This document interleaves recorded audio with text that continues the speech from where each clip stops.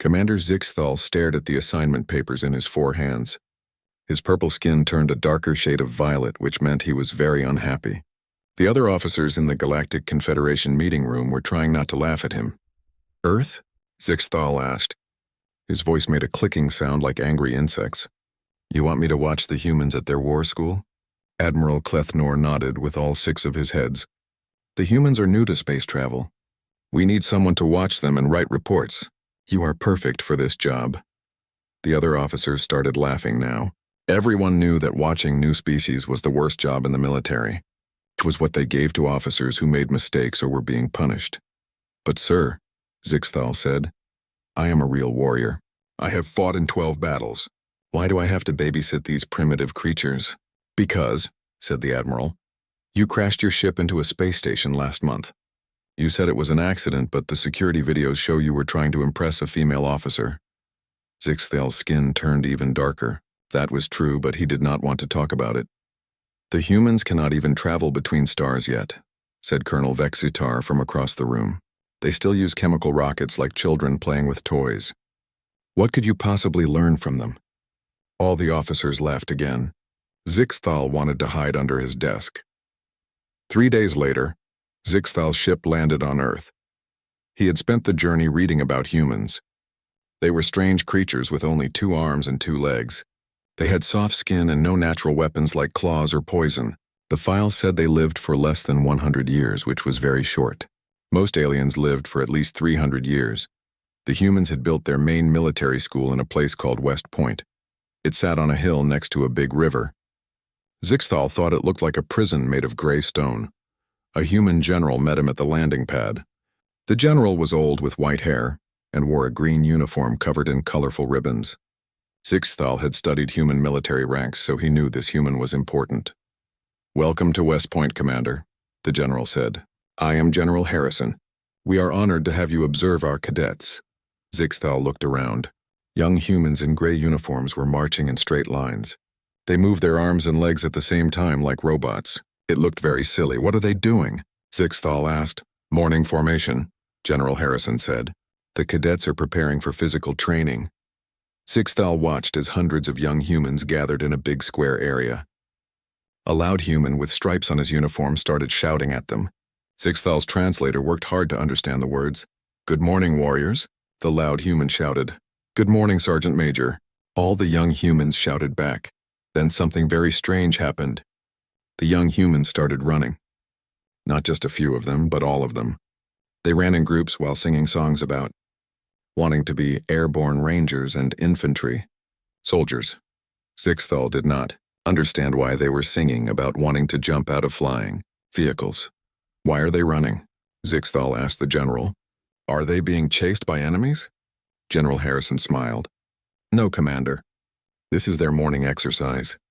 They do this every day." "Every day?" Zixthal could not believe it. "They run every day when no one is chasing them?" "Yes," the general said. "Physical fitness is very important for soldiers." Zixthal made notes on his data pad. "Humans voluntarily engage in pointless running behavior. Possible explanation: mental defect causing enjoyment of unnecessary suffering." The running went on for 30 minutes. Zixthal watched in horror as the humans sweated and breathed heavily, but kept running anyway. Some of them were even smiling. When they finally stopped, they did not collapse like normal creatures would. Instead, they started doing push-ups. More self-torture, Zixthal whispered to himself. After the exercise, Zixthal followed a group of cadets to their breakfast hall. He expected to see them eating raw meat like proper warriors. Instead, they ate strange human foods like eggs and bacon and drank a black liquid called coffee. One young human sat down near Zixthal. The cadet had short brown hair and looked very tired. "Excuse me, sir," the cadet said politely. "Are you the alien observer we heard about?" Zixthal nodded. "I am Commander Zixthal. I am here to study your military training." "Cool," the cadet said. His tiredness seemed to disappear. "I'm Cadet Johnson. This is my first year here. Do you want to know about Beast Barracks?" "Beast Barracks?" Zixthal asked. That sounded promising. Maybe humans did have some proper warrior training. "It's our summer training program," Johnson explained. "We wake up at 5 in the morning every day. Then we do exercises, march with heavy packs, learn to shoot weapons, and practice fighting. The upperclassmen yell at us a lot. Zixthal was confused. Why do you call it beast barracks? Johnson smiled. Because it turns us into beasts, sir. Lean, mean fighting machines. This made no sense to Zixthal. The human looked nothing like a beast. He was still small and soft with no claws.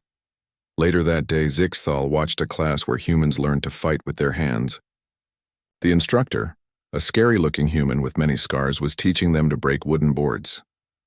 The key is focus, the instructor said. You must believe you can do it. Mind over matter, one small female cadet stepped forward. She was smaller than most of the males, but she hit the wooden board with her bare hand. The board broke in half. Zixthal made more notes. Humans can break objects with their soft appendages. Method unknown. Possible use of mental powers or hidden body modifications. In the evening, Zixthal sent his first report to Galactic Command. Day 1 Observation Report. Human Military Academy. The Human Military Training Facility appears to be a center for voluntary self-torture. Young humans wake up before dawn and engage in pointless running while singing battle songs. They seem to enjoy activities that would be considered punishment on other worlds. The humans show signs of mental conditioning that makes them believe they can accomplish impossible tasks.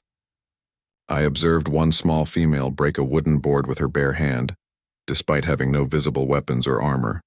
Most concerning, the humans appear happy during their training. They smile while suffering. This suggests either advanced mind control technology or a species-wide mental disorder that makes them enjoy pain. I will continue observations, but request immediate backup in case the human madness is contagious. Commander Zixthal, Galactic Confederation Observer Corps. After sending the report, Zixthal sat in his temporary quarters and looked out at the human academy. In the distance, he could hear cadets singing songs in their dormitories. The words were about honor, duty, and something called country. Zixthal did not understand these concepts. In his species, you fought for your clan because you had to. You followed orders because commanders were stronger than you, but these humans seemed to fight for ideas that you could not see or touch. As he prepared for sleep, Zixthal heard a knock on his door. It was Cadet Johnson from breakfast. Sir, Johnson said, some of us were wondering if you wanted to join us for evening study. We're learning about famous battles in Earth history. Zixthal was curious. What kind of battles? Well, tonight we're studying the Battle of Thermopylae. 300 Spartans held off thousands of enemy soldiers for 3 days. They all died, but they gave their city time to prepare for war. They all died? Zixthal asked. And this is considered a good battle? Johnson nodded eagerly. Yes, sir. They knew they were going to die, but they fought anyway. That's what makes them heroes. Zixthal stared at the young human. These creatures studied battles where everyone died and called it heroic. What kind of species celebrated glorious defeat? Thank you, Zixthal said slowly. But I need to rest. As Johnson walked away, Zixthal realized he might need to write a lot more reports than he had planned. Zixthal had been at the Human Academy for 2 weeks now. Every day brought new confusion. The humans had so many strange traditions that he needed 3 data pads just to keep track of them all. This morning, he was watching something called inspection. The young humans stood perfectly still in straight lines while older humans walked around looking at their uniforms and shoes. If a button was not shiny enough or a bed was not made correctly, the older humans would shout at them. Cadet Martinez, screamed an older human with sergeant stripes. What is this disaster on your head? Cadet Martinez's hair was maybe 1 millimeter longer than it should be. To Zixthal's eyes, all human hair looked the same, but apparently this tiny difference was very important. No excuse, Sergeant, Martinez shouted back. Zixthal made notes. Humans engage in detailed examination of minor appearance flaws. Purpose unclear. Possible religious ritual involving hair measurement. After inspection, Zixthal followed the cadets to their classes. Today they were learning about something called leadership principles. The instructor, Major Thompson, was a thin human with kind eyes and many ribbons on his uniform. Who can tell me about integrity? Major Thompson asked. A cadet raised her hand. Integrity means doing the right thing even when no one is watching, sir. Correct. And why is this important for officers? Because soldiers will only follow leaders they trust, sir. If we lie or cheat, our soldiers will not respect us. Zixthal was puzzled. In his species, leaders ruled through strength and fear. The idea that soldiers would choose not to follow orders was very strange. The lesson continued with discussions about moral courage and taking care of your soldiers. The humans talked about leaders who gave up their own comfort to help their troops. Some had even died protecting their soldiers instead of saving themselves. Humans have backwards hierarchy system, Zixthal wrote. Leaders serve followers instead of followers serving leaders. This should cause military collapse, but somehow does not. That afternoon, Zixthal witnessed something called a parade. All the cadets put on their best uniforms and marched in perfect formation while a band played music. Parents and families came to watch. Many of the watching humans had water coming from their eyes, which Zixthal's research said meant they were happy. At the end of the parade, an old human general gave a speech about duty, honor, country. These three words seemed very important to humans. Zixthal heard them everywhere at the academy. What is duty? Zixthal asked Cadet Johnson later. Johnson thought for a moment. Duty is doing what you are supposed to do, even if you don't want to. Like standing guard at night when you're tired or helping a friend with homework when you want to sleep. And honor? Honor is being the kind of person others can depend on. Keeping your promises. Never lying or cheating. Protecting people who can't protect themselves. What about country? Johnson's face became very serious. Country is all the people back home. Our families, our friends, strangers we've never met. We train to be soldiers so we can keep them safe. Zixthal struggled to understand this. But why do you care about strangers you have never met? Because they're human too, Johnson said simply. And humans take care of each other. This conversation bothered Zixthal for days. In his species, you only cared about your own clan. The idea of protecting strangers seemed inefficient and dangerous. The next week, Zixthal observed graduation day. This was when fourth-year cadets finished their training and became real officers. The ceremony was held in a huge stone building with tall windows and flags everywhere. The graduating cadets wore special white uniforms and funny hats with flat tops. Their families filled every seat, many crying happy tears. Zixthal noticed that some families had traveled from very far away just to watch. The most important part was when the cadets took their oath. They all raised their right hands and said the same words together. I solemnly swear that I will support and defend the Constitution of the United States against all enemies, foreign and domestic, that I will bear true faith and allegiance to the same, that I take this obligation freely, without any mental reservations or purpose of evasion, and that I will well and faithfully discharge the duties of the office I am about to enter. So help me God. After they finished speaking, something amazing happened. All the cadets threw their funny hats high into the air at the same time. The hats spun and tumbled before falling back down like strange gray rain. Children from the families ran onto the field to catch the falling hats. Zixthal was very confused. Why did they throw their hats? He asked General Harrison. It's tradition, the general smiled. It symbolizes their joy at graduating and their eagerness to begin serving as officers. But now their hats are on the ground and dirty. They don't need those hats anymore. As new officers, they'll get different ones. Zixthal made notes. Humans perform ritual destruction of head coverings to celebrate completion of training. Possible waste of resources indicates humans have abundant hat-making capabilities. That evening, there was a big party for the new officers and their families. Zixthal watched as the young humans celebrated with their parents and friends. Many of the new officers would soon go to different parts of the world to lead soldiers in dangerous places. What surprised Zixthal was that the families seemed proud and happy, even though their children were about to go into danger. On his world, parents tried to keep their children safe from war, not encourage them to join it. He observed one conversation between a new officer and her parents. We're so proud of you. Sarah, her mother said, hugging her tight. I'm nervous, Sarah admitted. What if I'm not a good leader? What if I make mistakes and soldiers get hurt? Her father, an older man with gray hair, put his hand on her shoulder. You've been training for 4 years. You know how to lead. More importantly, you know how to care about your soldiers. That's what makes a good officer. But what if I'm scared when things get dangerous? Being scared is normal, her mother said. Courage isn't about not being afraid. It's about doing the right thing even when you are afraid. Zixthal found this conversation very interesting. The humans talked about fear like it was normal and acceptable. In his species, showing fear was a sign of weakness that could get you killed by other warriors. Later that night, Zixthal wrote his weekly report, Week 3 Observation Report. Human Military Customs. Human military training involves numerous incomprehensible rituals. These include detailed examination of uniform cleanliness despite having no tactical purpose, ceremonial destruction of headwear during graduation, teaching leaders to serve followers instead of dominating them, voluntary oath-taking to defend abstract concepts like constitution, family celebration when offspring choose dangerous military careers. Most puzzling is human concept of courage. They define courage as acting despite fear, not absence of fear. This suggests humans regularly operate while frightened, which should impair their combat effectiveness. Humans also demonstrate irrational care for strangers.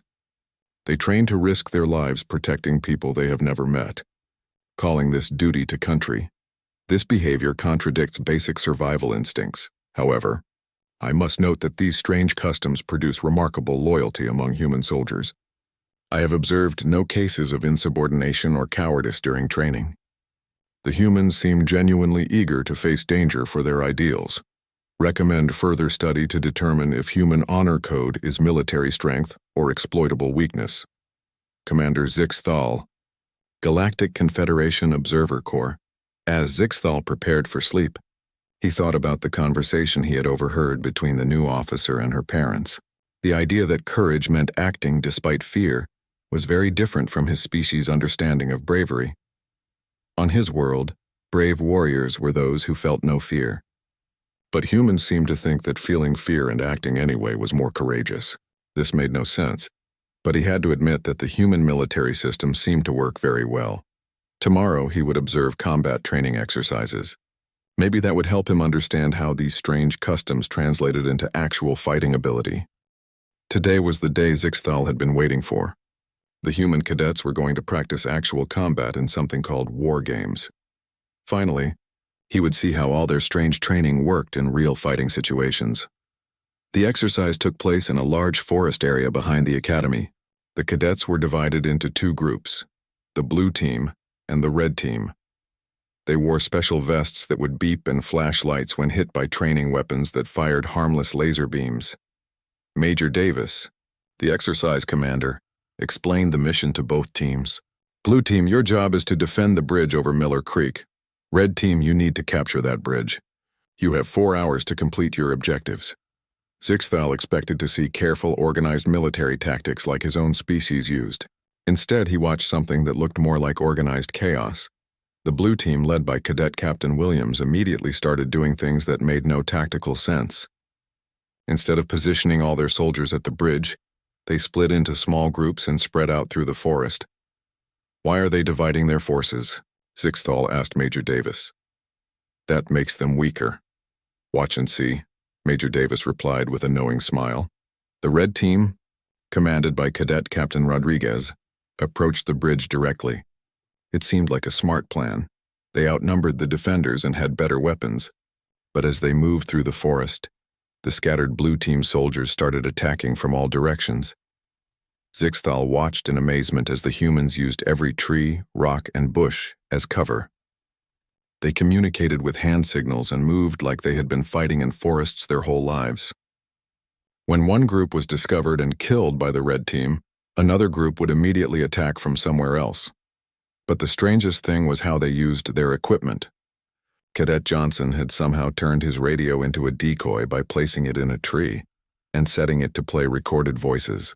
This made the red team think there were blue soldiers in that area when there weren't any. Another cadet had used her shoelaces to create a tripwire that made red team soldiers stumble and reveal their positions. A third cadet had stuck branches and leaves all over his uniform, making him almost invisible when he lay still. Where did they learn these techniques? Zixthal asked. We don't teach them this, Major Davis said. They figure it out themselves. Humans are very creative when they need to be. The exercise continued for 3 hours. The red team had better numbers and weapons, but the blue team kept finding new ways to slow them down.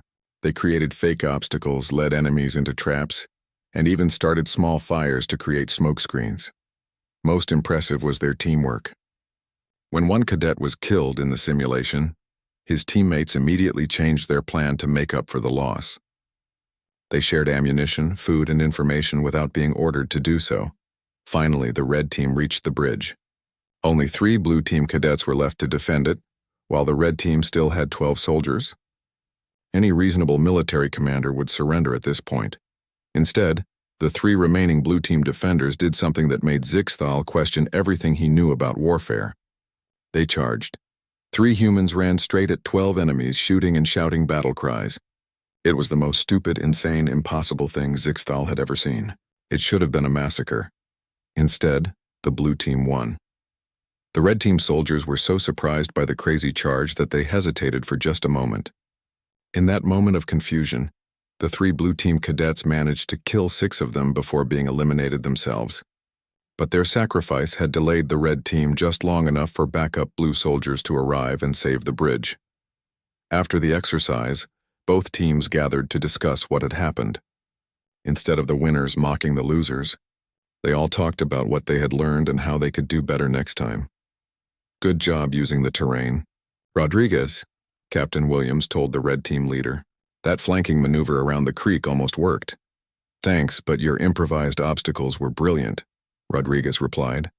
"I never thought of using shoelaces as tripwires. We walked right into that." Zixthal was fascinated by this conversation. The humans were sharing tactical knowledge with their enemies from just minutes ago. On his world, warriors kept their best techniques secret from everyone. "Why do you help each other?" Zixthal asked Captain Williams. "Rodriguez was your enemy in this battle." Williams looked confused by the question. "He's not my enemy. He's a fellow cadet. We're all on the same side, ultimately. We're training to lead American soldiers, so we need to be the best we can be. That means learning from everyone." This made no sense to Zixthal. Competition should make warriors stronger individually, but humans seem to use competition to make their entire group stronger.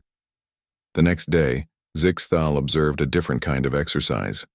This time the cadets had to rescue hostages from a building while being outnumbered 3-1. The exercise was designed to be impossible to win.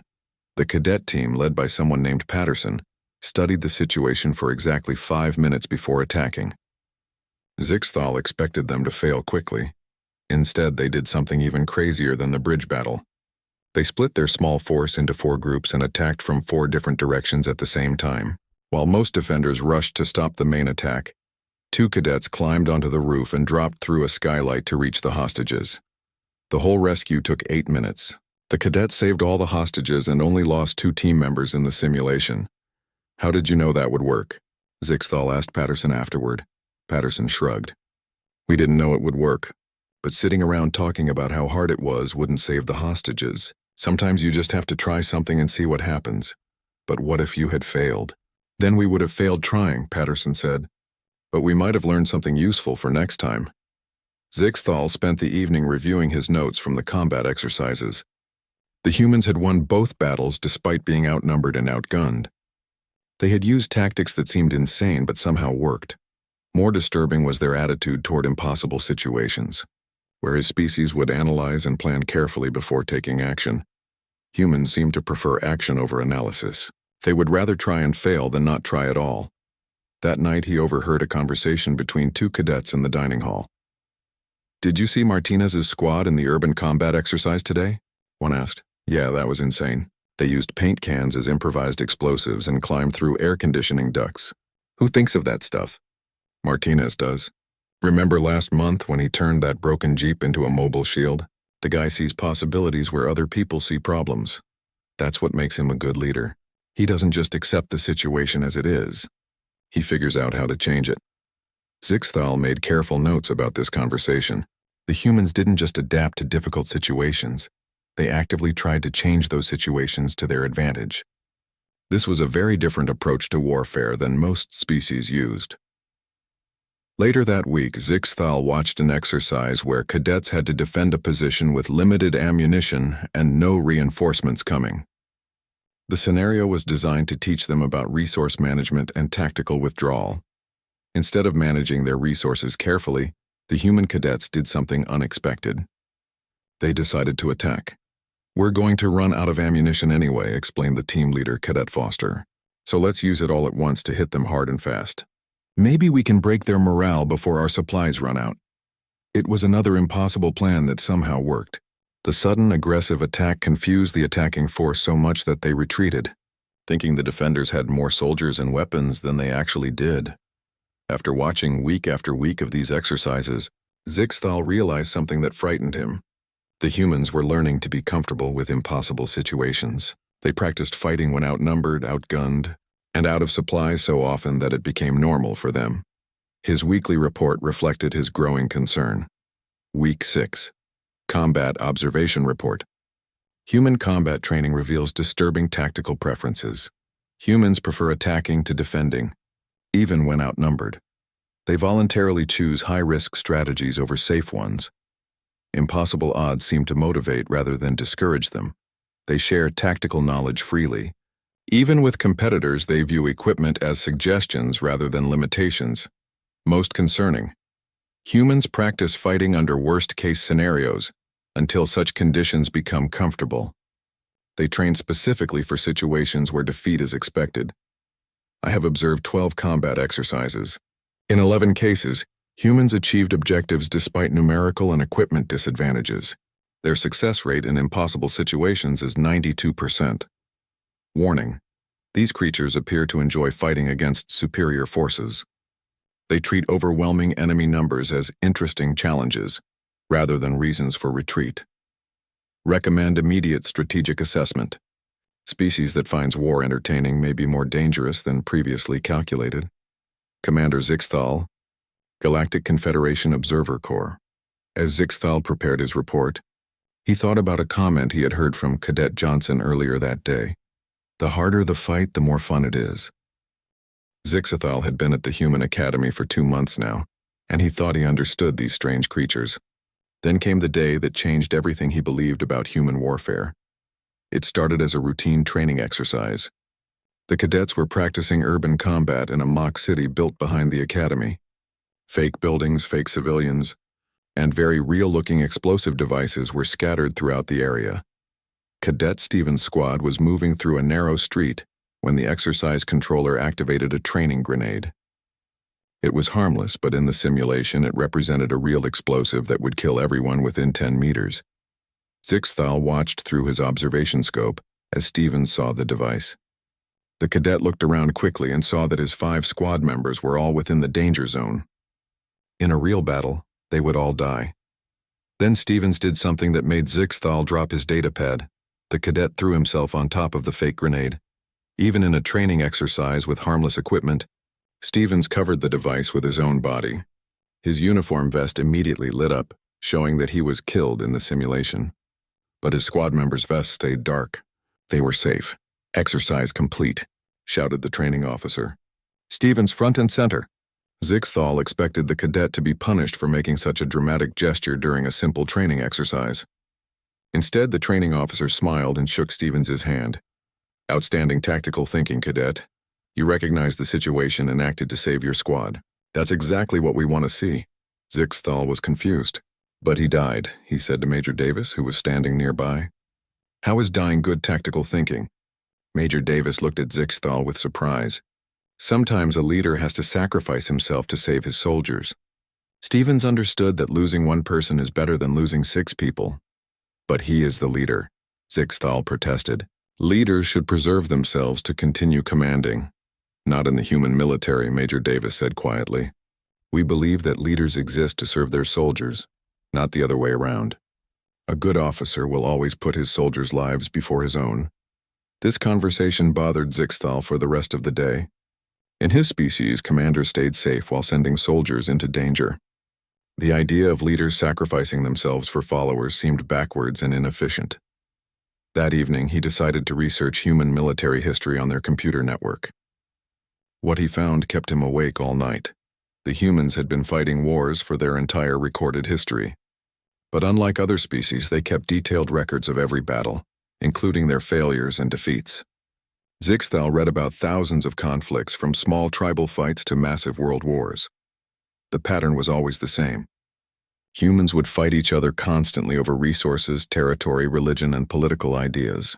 They seemed unable to exist peacefully for more than a few years at a time. But whenever an outside force threatened all humans, something remarkable happened.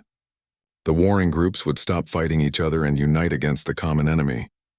It had happened during their world wars, when dozens of human nations worked together against their enemies. More disturbing was their track record in these united conflicts. When fighting for their species' survival, humans had never lost, not once. They might lose individual battles, but they always won the wars that mattered. Zixthal read about something called the Battle of Thermopylae that Cadet Johnson had mentioned weeks ago. 300 human warriors had held off an army of thousands for 3 days. They all died, but their sacrifice gave their city-state time to prepare for war. The larger enemy force was eventually defeated. He read about human soldiers in their Second World War who volunteered for missions with no chance of survival. Pilots who flew their damaged aircraft into enemy ships rather than abandon their posts. Infantry soldiers who attacked impossible positions to save their friends. The most chilling discovery was a pattern in human behavior during desperate situations. The closer they came to total defeat, the more dangerous they became. Humans who were losing fights would often choose death over surrender, taking as many enemies with them as possible. One historical account particularly disturbed Zixthal. It described a human city under siege where the defenders were starving and had almost no weapons left. Instead of surrendering, they set fire to their own city and fought in the burning streets until every last defender was dead. The enemy won the battle but suffered so many casualties that they could not continue their war. Humans prefer destruction to defeat, Zixthal wrote in his notes. They will choose mutual annihilation over submission. The next morning brought an even more disturbing revelation. Zixthal was observing a leadership class where cadets discussed famous military commanders from human history. "Who can tell me about General Patton's philosophy?" asked the instructor. A cadet raised her hand. "He believed that Americans love a winner and will not tolerate a loser. He said a man would rather die for something than live for nothing." "And what about General MacArthur?" "He said that in war there is no substitute for victory, sir." "General Sherman?" "War is hell, sir. But sometimes hell is necessary to protect what we love." Zixthal realized he was listening to a species that had spent thousands of years perfecting the art of warfare. These humans had studied every possible type of battle and developed tactics for each one. They had generals who specialized in desert fighting, jungle fighting, mountain fighting, and city fighting. But what made them truly dangerous was their attitude toward war itself. They did not see it as a necessary evil or a tool for gaining resources. They saw it as a test of character and will. During lunch, Zixthal sat with a group of cadets and asked them about their future plans. "I want to be an infantry officer," said Cadet Robinson. "Leading soldiers in combat is the greatest responsibility and honor a person can have." "What about you?" Zixthal asked Cadet Kim. "Military intelligence," Kim replied. "I want to understand our enemies better than they understand themselves." "Knowledge is power in warfare. And you?" he asked Cadet Washington. "Combat engineer," Washington smiled. "I want to build bridges and roads to help our soldiers advance, and blow up bridges and roads to stop our enemies." Every single cadet he spoke with had chosen military specialties that involved direct combat or support for combat operations. None of them seemed interested in peaceful careers. They were all eager to serve in dangerous places around the world. That afternoon, Zixthal witnessed the Academy's graduation ceremony. He had seen this before, but now he understood it differently. These young humans were not just finishing school. They were completing a 4-year program designed to create professional warriors. The graduating cadets took their oath again, promising to defend their constitution and country against all enemies. But this time, Zixthal paid attention to different words. "That I will bear true faith and allegiance to the same, that I take this obligation freely, without any mental reservations or purpose of evasion." They were promising to fight without hesitation or doubt. They were volunteering to kill and die for abstract ideas like freedom and democracy. After the ceremony, Zixthal spoke with one of the new officers, Lieutenant Sarah Chen, whom he had observed during her 4 years at the Academy. "Are you excited about your assignment?" he asked. Chen was being sent to lead soldiers in a dangerous part of the world where combat was likely. "Yes, sir," Chen replied with genuine enthusiasm. "I've been training for this my whole life. I can't wait to put what I've learned into practice." "Aren't you afraid you might be killed?" Chen thought for a moment. "Of course I'm afraid. Only an idiot wouldn't be afraid of war. But fear doesn't change what needs to be done. My soldiers will be depending on me to lead them well. That responsibility is more important than my personal safety. What if you have to order your soldiers into a battle where some of them will die? Then I'll make sure their sacrifice means something, Chen said firmly. I'll study the mission carefully, use the best tactics I know, and lead from the front. If someone has to die, I'll die first before I ask my soldiers to take risks I won't take myself. Zixthal stared at this young human who spoke so casually about death and sacrifice. She was barely an adult by human standards, yet she was already prepared to make life and death decisions for other people. That night, Zixthal wrote his most important report yet. Critical Assessment Report. Human military capability. After extensive observation, I must revise all previous estimates of human combat potential. These creatures are not primitive warriors. They are apex predators disguised as a civilized species. Key findings. Humans have spent 5,000+ years perfecting warfare as both science and art. They view combat as character test rather than resource competition. Individual humans will sacrifice themselves for abstract concepts like honor and duty. They become more dangerous as situations become more desperate. They have never lost a species-wide conflict in their recorded history. They train constantly for war. Even during peace, their leaders are taught to die before their followers.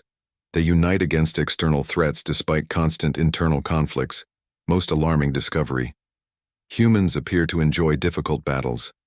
They view overwhelming odds as motivation rather than deterrent. Zixthal sat in his temporary office at the Human Military Academy, staring at a blank datapad. Today was his last day on Earth, and he had to write the most important report of his career. Everything he wrote would determine how the Galactic Confederation dealt with humanity. He had watched these creatures for 3 months. He had seen their training, their traditions, their way of thinking about war and peace. Now he had to explain to his superiors why everything they thought about humans was wrong. The door chimed and Cadet Johnson entered with a tray of food. Commander Zixthal, sir, I brought you some coffee and donuts for your last day here. Zixthal looked at the young human who had become his unofficial guide during his stay. Johnson would graduate in 2 weeks and become a lieutenant in the human army. He would probably spend the next 20 years leading soldiers in dangerous places around the galaxy. Johnson, Zixthal said. May I ask you something? Of course, sir. Do you hate fighting? Johnson thought for a moment while pouring coffee. I don't like violence for its own sake, if that's what you mean. I don't want to hurt people just because I can. Then why do you want to be a soldier? Because sometimes bad people try to hurt good people, Johnson said simply. When that happens, someone needs to stop them. I'd rather it be me than let innocent people suffer. But you could die, Johnson smiled. Sir, we all die eventually. The question is whether we die for something worthwhile. If I die protecting my family, my friends, or my country, then my death has meaning. That's better than dying old and safe but knowing I never helped anyone.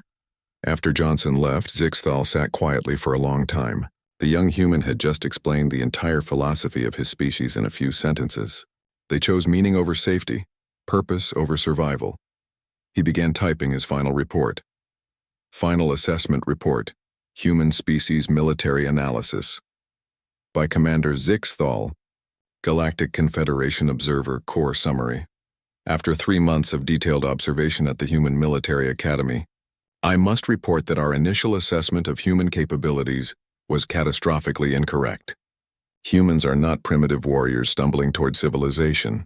They are the most dangerous military species I have encountered in 20 years of service. Detailed findings, military culture. Humans have developed a military culture based on voluntary self-sacrifice for abstract ideals. Their soldiers fight not for personal gain or tribal survival, but for concepts like freedom, democracy, and human rights. This makes them nearly impossible to defeat through conventional means, as they cannot be bribed, threatened, or reasoned with when defending these principles. Combat effectiveness. Human military training produces warriors who perform better under stress than in comfortable conditions. They specifically practice fighting while outnumbered, outgunned, and cut off from support. What other species consider worst-case scenarios, humans treat as normal operating conditions. Leadership. Philosophy. Human military leaders are taught to value their followers' lives above their own. This creates extraordinary loyalty and unit cohesion. I have observed officers voluntarily accept death to save enlisted soldiers. This backwards hierarchy should cause military collapse, but instead produces unbreakable morale. Tactical innovation.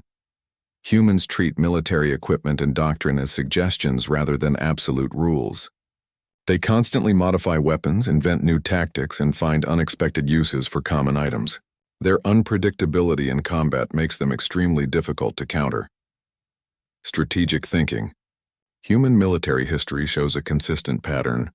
They fight each other constantly but unite against external threats. Any hostile action against humanity will face a unified response from their entire species. They have never lost a species-wide conflict. Psychological profile. Most disturbing is the human attitude toward warfare itself. They study military history as entertainment, create movies and games about famous battles, and voluntarily enlist in military service during peacetime. They appear to view war as the ultimate test of character and skill. Specific incidents. Observed. Cadet Stevens threw himself on a simulated grenade to save his squad, treating his own death as acceptable losses. Multiple combat exercises where humans chose aggressive attack over defensive positions, despite being outnumbered. Cadets sharing tactical knowledge with competitors, prioritizing overall improvement over individual advantage. New officers expressing excitement about dangerous combat assignments rather than fear historical context. Research into human military history reveals they have been perfecting warfare for over 5,000 years. They have detailed records of every major battle and study both victories and defeats to improve future performance. Their military academies are not schools. They are warrior factories producing 1,000+ new officers annually. Current assessment. Humans pose an unknown level of threat to galactic peace. They are individually brave to the point of recklessness, collectively organized beyond any species I have studied, and technologically innovative in ways that cannot be predicted. They combine advanced science with primitive warrior instincts. Critical warning. Humans do not seek to avoid war. They prepare for it constantly. They maintain standing armies during peace, conduct regular training exercises, and research new weapons continuously. They appear to believe that war is inevitable, and the best preparation is to become too dangerous to attack. Their military motto, observed repeatedly, is telling, if you want peace, prepare for war. They achieve peace through strength rather than diplomacy. Recommended actions. Immediate. Reclassify humans from developing species to potential galactic power. Urgent. Open formal diplomatic channels immediately. Critical. Offer full Confederation membership without the usual probationary period. Essential. Do not, under any circumstances, take hostile action against Earth rationale for emergency membership. Humans will develop faster than light travel within the next 50-100 years based on their current technological progress. When they do, they will expand into space as aggressively as they have expanded across their own planet. We have two choices: welcome them as allies now, or face them as enemies later. Given their military capabilities and psychological profile, the second option could result in a galactic war that we might not win. Humans make excellent allies. They are loyal, brave, and willing to fight to defend their friends. They also make terrible enemies. They never surrender, never forget, and never forgive attacks on their people. Personal observations. I have come to respect these creatures despite their frightening nature. They are not evil or cruel. They simply view violence as a tool for protecting what they love. Their willingness to die for strangers and abstract ideas makes them both admirable and terrifying. The young humans I observed are not monsters. They are idealistic volunteers who genuinely believe they can make the galaxy safer for everyone. The fact that they probably can make it safer is what makes them so dangerous to those who would threaten innocent people. Final recommendation: treat humans as you would want to be treated. Show them respect, offer them friendship, and give them good reasons to see us as allies rather than threats. Do this quickly, before they develop military technology that makes them impossible to stop. These creatures have spent their entire evolutionary history preparing for a war they did not yet know was coming. Now that they know there are other species in the galaxy, They will prepare for galactic war with the same dedication they have shown for terrestrial conflicts. It is far better to have them preparing to fight alongside us than against us. Respectfully submitted, Commander Zixthal, Galactic Confederation Observer Corps. After finishing the report, Zixthal prepared to leave Earth. General Harrison came to see him off at the landing pad, along with Cadet Johnson and several other cadets he had gotten to know. "Commander," General Harrison said, "I hope your time here was informative." "It was educational," Zixthal replied carefully. "I learned much about human nature." "Good," the general smiled. "I hope your report will help our species understand each other better." Johnson stepped forward. "Sir, will we see you again?" "Maybe when we join your Space Confederation." Zixthal looked at the young human who would soon be leading soldiers across dangerous battlefields. "I believe you will be joining us sooner than you think, Lieutenant Johnson." As his ship lifted off from Earth, Zixthal watched the human military academy disappear below. Somewhere down there, thousands of young humans were training to become officers. In a few years, they would be leading human soldiers to other planets, other star systems, other challenges. The galaxy was about to become a much more interesting place. 3 weeks later, Zixthal stood before the Galactic High Command, delivering his report in person. The assembled officers listened in growing alarm as he described human military capabilities. "You're recommending immediate full membership for a species that has not even achieved interstellar flight?" asked Admiral Clethnor. "I am recommending that we offer them membership before they achieve interstellar flight," Zixthal corrected. "Once they develop that technology independently, they will not need our help with anything. It would be better to establish friendly relations while we still have something to offer them. But surely one primitive species cannot threaten the entire Confederation."